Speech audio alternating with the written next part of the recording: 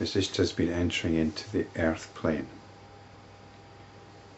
He's realised his nature is pure consciousness.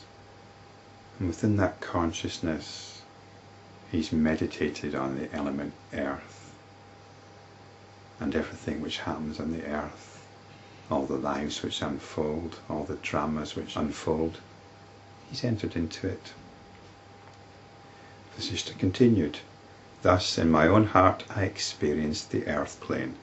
Whatever was seen and experienced was there in my heart, but it looked as though it were different from me in a subject-object relationship." And this is what happens. When the attention identifies with something, it becomes something different from yourself. You enter into a subject-object relationship. That was because there is the universe everywhere. There is Brahman everywhere, and there is a void everywhere. It's rather like when you're shining a torchlight or flashlight on something. You no longer think of the torch as something that is here. It's something that's over there. It's doing its job over there, and that's what you focus on. The torch is forgotten. It's what it's shining on which becomes important. So the universe is everywhere. There is nowhere that there is not the universe. So there is consciousness everywhere. This is Brahman. And there is void everywhere because there isn't the universe. There's only consciousness. There's only Brahman. The earth plane exists everywhere. It is of course nothing in truth, but it is pure consciousness. Like a dream city, it has never been truly created in fact. Well, you could argue it has. A dream is a creation. But what we're trying to get away from here is the idea that something is real if it has apparent physicality. This is what we're moving beyond, this cognitive distinction we make between what is real and what is unreal.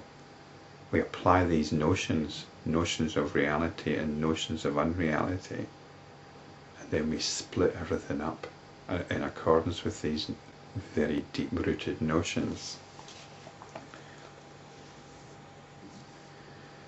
There is neither a diversity nor a non-diversity. There is neither being nor non-being. Again, these are the categories that we use at a very fundamental level. Does something exist or doesn't it exist? And what that means is, does something have physical existence?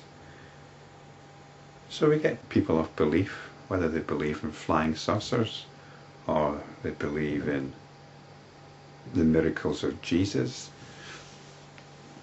People like to see proof of this. They want that to be part of the physical reality. The belief itself should really be enough. But there's this idea that it has to be proved by bringing it into the realm of consensus physical reality. But we can go beyond all that. There is no I. How can one say that there is something? Though this creation is experienced, it does not exist in truth. Or if it is said to exist, it is Brahman alone that exists. When it is like a dream city, how can one affirm or deny its existence? It's best just to drop the whole question about whether something exists or not. Just as I experienced the earth plane by the earth contemplation, this is the prithvi-dharana, I also experienced the water plane by the water-dharana. By contemplation of water, I became water. Though not inert, I became inert. And this is what attention does. When attention focuses something, it becomes what it focuses on. Attention is not inert, but if it's focused on something, it takes on the qualities of what it's focused on. I dwelt in the bowels of the ocean for a long, long time, making the appropriate sounds. I dwelt in the body of plants and creepers and made my own channels within them. I entered into the mouths of living beings and mingled with the vital organs in their bodies. I flowed restlessly along riverbeds, and I took rest at the dams en route. Rising as vapour, I entered into the heavens as cloud. There I rested for some time with my friend the lightning. So this is Vasishta's visualization, his contemplation of the water element. And what we've got is, as he contemplates the elements, he's moving from the gross to the subtler. First of all, he was earth, now he's water. I dwelt in all beings as the water element, even as the infinite consciousness dwells in all beings. Coming into contact with the taste buds and the tongue, I experienced different tastes. Surely that experience is pure knowledge. Vasishta is the infinite consciousness. This is what the infinite consciousness does. It becomes all this. It becomes all experiencing, all tasting. This is what is meant by pure knowledge here.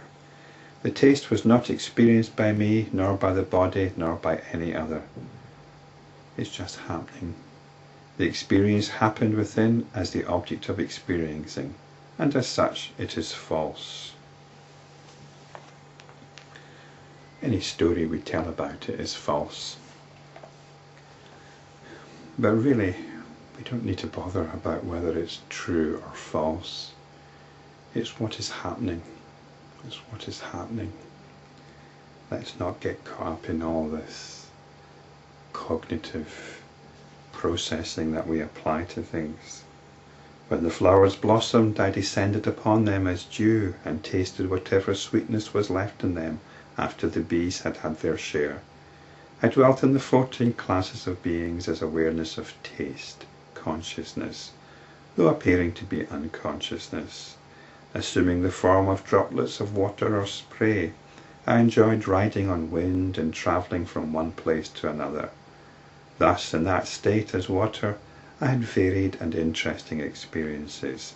I saw hundreds of worlds come into being and vanish. Whether this world has form or no form, it is pure consciousness and immaterial void. O Rama, you are nothing, but you are not non-existent. You are pure and supreme consciousness. In the West, we like to believe in things. We think it's important to believe in things. Although if you don't believe in something, then you're open to despair. But the truth is the complete opposite. That way of thinking just reinforces belief. But what if you give up all belief and you realize that you are pure, supreme consciousness, free of all that, free of all limiting beliefs? Beliefs are not ultimately enriching, they're ultimately limiting, and we can move beyond them if we're bold enough